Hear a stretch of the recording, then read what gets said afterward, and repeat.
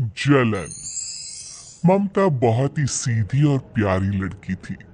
वहीं सुनील एक सरल और आगे बढ़ने की सोच रखने वाला लड़का। सुनील, बेटा सुनील कहाँ है? अरे जरा एक गिलास पानी तो दे दो। हाँ माँ, अभी आया। क्या माँ, पानी तेरे सर के पास ही तो रखा है। क्या हो गया है, तबीयत खराब है क्या? अरे नहीं नहीं, वो उठने का मन ही नहीं कर रहा था, तो देखा ही नहीं। वैसे क्या कर रहा है? यहाँ बैठना मेरे पास। माँ पढ़ रहा था। वो क्या है ना, नौकरी में तो वक्त नहीं मिलता, अब ऑफिस से घर आकर ही तो वक्त मिलता है। अच्छा अच्छा ठीक है, पढ़ ले जा बेटा। सुनील पढ़ लिख कर और आगे बढ़ना चाहता था, लेकिन माँ की तबीयत खराब देखकर सोचता है कि शादी ही कर ले। कब तक माँ का ख्याल वो अकेले रख पाएगा? तो एक दिन, माँ ये ममता है, मैंने इससे शादी कर ली है। तुम्हारी तबीयत भी ठीक नहीं रहती, तो मैंने सोचा शादी कर लेता हूँ। घर संभालने वाली और तुम्हें संभालने वाली कोई आ जाएगी तो अच्छा रहेगा। माँ अचानक से सामने बहू देखकर हैरान रह जाती है। बेटा, ये क्या बात होती है? न बैंड, न बाजा, न दहेज, न शगुन, ऐसा कैसे बहू आ गई? माँ तू तो जानती है, मैं नौकरी के साथ पढ़ाई कर रहा हूँ, तो कहाँ से इतना पैसा बचा पाता कि धूमधाम से शादी करता। वैसे भी माँ, लोग तो आकर खाकर निकल जाएंगे, इसलिए बस वैसे ही। माँ जी, मैं आपका ख्याल रखूंगी। वैसे भी ये आगे की पढ़ाई कर रहे हैं, अच्छा कुछ कर गए तो सबके दिन फिर से अच्छे आ जाएंगे। सास को ममता की बात ठीक तो लगती है, लेकिन मन में कहीं ना कहीं लगता है कि कहीं बहू बेटे को लेकर फुर्र ना हो जाए और फिर तो वो रह जाएगी अकेली। बेटा देख, मेरा जो कुछ भी है वो सुनील ही है, और सुनील का भी अब इस दुनिया में मैं ही हूँ और कोई नहीं। क्या सुनील? बिल्कुल माँ, लेकिन आज से ममता भी मेरे जीवन का अहम हिस्सा है, जैसे तू है। सास को बड़ा बुरा लगता है कि उसकी सल्तनत में कोई और हिस्सेदार कैसे हो सकता है। कैसे कोई और उसके 30 साल की बेटे की जिंदगी में अचानक से आकर बराबर का हिस्सेदार बन सकता है। देख बहू, मैं भले थोड़ा बीमार रहती हूँ, लेकिन इसका मतलब यह नहीं कि घर की चीजों में मेरा कंट्रोल खत्म हो गया है। मैं आज भी इस घर की रानी हूँ, समझी? बेटा सोचता है कि ये माँ को अचानक से क्या हो गया। कल तक जो माँ कहती थी कि जिंदगी का कोई भरोसा नहीं, वो अचानक से जंग के मैदान की झांसी की रानी कैसे बन गई? माँ क्या हो गया है? सब ठीक है ना? अचानक कैसे बात कर रही हो? ममता का आज पहला दिन है, स्वागत करो उसका। आसपास की आंटियों को बुलाओ, नई दुल्हन की मुंह दिखाए करवाओ। खैर, सास सास होने का फर्ज निभाती है और बाद में एक सहेली के साथ बाहर निकल जाती है। क्यों री, बताया नहीं कि बेटे का ब्याह कर रही हो? वैसे तो सारा दिन हम ही में घुसी रहती हो। अरे मुझे भी तो अभी पता चला, यूं अचानक सर पर लेकर आ गया। कहता है बहू है माँ तुम्हारी, अब इसको भी इतना ही मैं प्यार करता हूँ जितना तुझे करता हूँ। लो जी, ये क्या बात होगी? क्यों इतना प्यार करता है? अरे माँ का प्यार तो ज्यादा होता है। अब उसको तो कोई दूसरा पति मिल सकता है, लेकिन तुम ही बताओ, क्या माँ की ममता किसी और की हो सकती है? ना जी ना, बेटे को समझाओ ये बात। अरे क्या समझाऊं, मुझे तो खुद ही समझ में नहीं आ रहा कि क्या हो रहा है। जो बेटा कल तक माँ माँ करता था, अचानक से बीवी बीवी का राग आलाप रहा है। देखा, उसकी बीवी ना सुंदर और जवान है। सुंदरता के आगे तो एक से एक नहीं टिके, तो तेरा बेटा किस खेत की मूली है? सास को भी समझ में आ जाता है कि बहू की सुंदरता के आगे माँ का प्यार किसी काम का नहीं। उधर बीवी, ए जी, अम्मा जी सहेलियों को छोड़ने गई थी, अभी तक आई नहीं, हम देख आए क्या? अरे रहने दो ना, आ जाएंगी, कहाँ जाएगी, उनकी आदत है।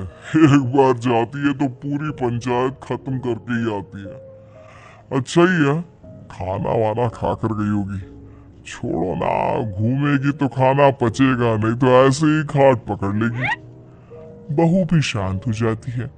उधर सास सोचती है कि आज थोड़ा देर से ही घर जाती हूँ, जब बेटा परेशान होकर ढूंढेगा तब मजा आएगा। बीवी को खुद ही पता चल जाएगा कि माँ के आगे उसकी दाल नहीं गलेगी। लेकिन वहीं दूसरी ओर घर पर, ए जी, माँ जी अभी भी नहीं आई, हमको तो घबराहट हो रही है कि क्या करे, जाकर पता करे किसी के घर। अच्छा, कहाँ जाओगी ये भी बता दो। पहला दिन है तुम्हारा इस घर में और एक ही दिन में मोहल्ला छानोगी क्या? हाँ तो आप भी तो नहीं जा रहे हैं ना, हमको फिक्र हो रही है। अरे यार, ये रोज का है अम्मा का, खाओ और सो जाओ। बस फिर क्या था, बेटा बहू खाना खाते हैं और कमरे में सोने चले जाते हैं। उधर जब सास को कोई देखने नहीं आता तो वो हार कर घर आ जाती है, जहां वो देखती है कि सारे घर की लाइट्स बंद है। सास को गुस्सा आता है। बहू, ममता बहू कहाँ हो? लेकिन सारे दिन की थकी बहू को ऐसी नींद आती है जैसे किसी ने भांग की गोली खिला दी हो। वो तो नहीं उठती। उठकर आ जाता है बेटा। क्या बात है अम्मा, काहे चिल्ला रही हो? अरे सो जाओ ना, सुबह की थकी है बहू, वो सो रही है। जोर से बोलोगी तो नींद खुल जाएगी उसकी। माँ को गुस्सा आ जाता है। फिलहाल तो सो जाती है, लेकिन मन ही मन ढेर सारा जहर बहू के लिए भरा होता है।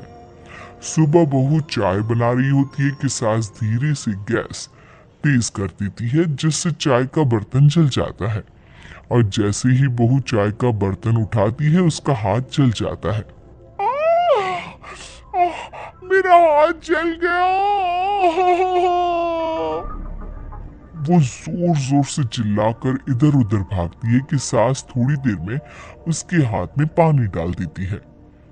हाय रे बहू, क्या कर रही हो? पहली बार रसोई छुई हो क्या?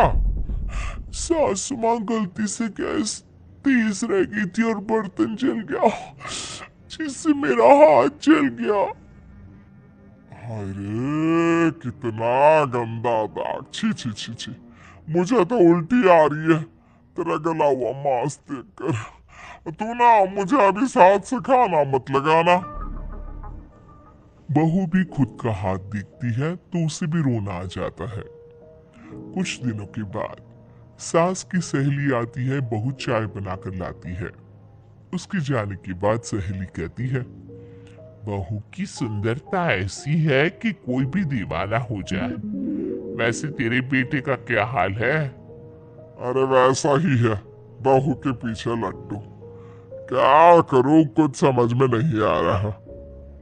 मैंने तो बहू के चेहरे पर दिवाली के पटाखे की चक्री फेंक दी, उसका पूरा चेहरा जल गया। अब देखो ना रही सुंदरता, और ना ही अब मेरा बेटा उसे पूछता है। अरे अब तो वो उसे छोड़कर दूसरी भी देखने को बोल गया है मुझे। बहू सारी बात सुन रही होती है। आंटी एक बात बताइए, क्या भरोसा है कि दूसरी सही आए और आपके अनुसार रहे? देखिए आंटी, मेरी सासू माँ को गलत बात सिखाने की जरूरत नहीं है। हमारा परिवार साथ में खुशी से रह रहा है। देख बहू, मेरी सहेली की बेइज्जती ना कर, वही अच्छा रहेगा तेरे लिए, समझी? बहू नहीं मानती है। वो बार बार उनकी सहेली को घर से निकल जाने को कहती है। तभी सास की सहेली पास के चूल्हे से लकड़ी लाकर बहू के चेहरे पर लगा देती है। बहू जोर जोर से रोने लगती है। अरे ये क्या कर दिया? मैंने कहा किया, ये तो तूने किया। तू ही नहीं चाहती थी कि बहू बेटे के साथ रहे। भला मैं क्यों करूंगी?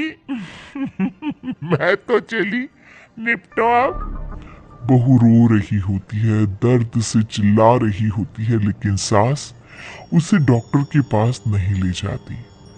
तभी पति आता है। क्या हो गया ममता?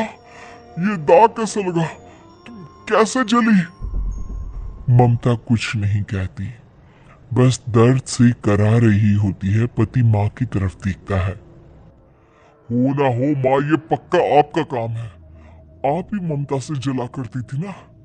देखना माँ, अब पुलिस आएगी, केस बनेगा, लेकिन पहले मैं ममता को अस्पताल लेकर जा रहा हूँ। सभी अस्पताल जाते हैं, जहाँ डॉक्टर ममता की सास से कहते हैं, आपने तो नहीं जलाया ना बहू को? अब ममता की सास के तो पसीने छूट रहे होते हैं। वो घबरा कर कहती है, ना ना डॉक्टर साहब, कैसी बात करते हैं? हम क्या जलाएंगे अपनी बहू को? डॉक्टर ममता के पति से पूछते हैं, देखिए, क्योंकि ये ससुराल में जली है तो मामला पुलिस का बनता है, तो आप पहले पुलिस को बुलाइए, तभी इलाज पूरा होगा। सास डर जाती है कि अब तो बच्ची जिंदगी जेल में ही रहना होगा। रहने दीजिए ना, पुलिस को क्यों बुलाना? सारी हंसी खत्म हो जाएगी जब पुलिस के डंडे पड़ेंगे। बहू को जलाना भले ही बहुत आसान हो, लेकिन उसके बाद सारी जिंदगी जेल की हवा खाना। सास डर जाती है। पुलिस आती है। पास लेटी दर्द से करा रही ममता स्टेटमेंट देती है। तो क्या हुआ था? कैसे जली आप? ममता पास खड़ी सास को देखती है। बेटी बताओ, कैसे जल गई तुम? ओए, का किरण वाली शाहरुख, चुप, बिल्कुल चुप। सास चुप। सभी इंतजार करते हैं कि ममता क्या बोलेगी। जी मैं खाना बना रही थी, लकड़ी उड़कर मेरे ऊपर गिर गई और मैं जल गई। सास बहू की बात सुनकर रोने लगती है। देखा माँ, कितनी समझदार है ममता। ये चाहती तो, हाँ बेटा, ये चाहती तो मैं आज जेल में होती। मुझे माफ कर दे। मैं आगे से अभी कभी ऐसा नहीं करूंगी।